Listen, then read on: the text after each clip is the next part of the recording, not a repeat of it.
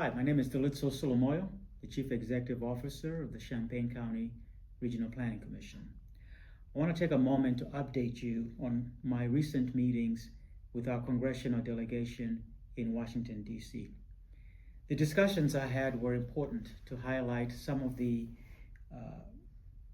programs and the priorities that we have here at the Regional Planning Commission, and to really get an understanding of the federal funding landscape for both 2025 as well as for 2026.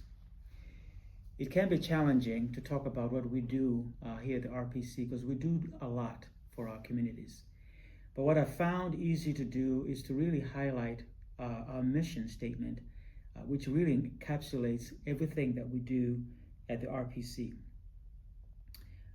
So what I usually say is that we help working families and individuals in our communities to thrive from everything we do, from Head Start, LIHEAP, weatherization, workforce development, and for them to access the various transportation networks we have because of our planning efforts. I met with congressional members and their staff, as well as our U.S. senators.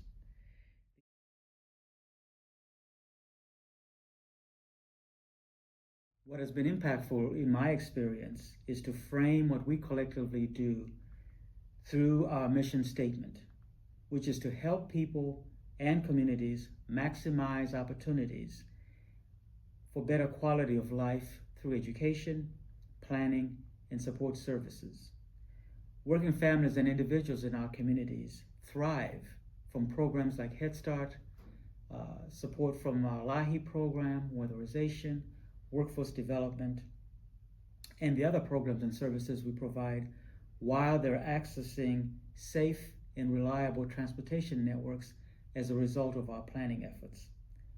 I met with congressional members and their staff from both sides of the aisle. So I met with Democratic members of Congress as well as Republican members of Congress, as well as our staff from 2 U.S. senators.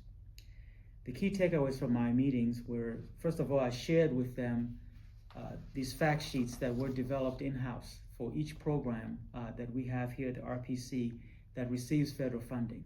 So this is a fact sheet for Head Start, and this highlights who we're serving through the Head Start program and the fact that we are supporting almost the 80% of the families that have children in our Head Start program are working families.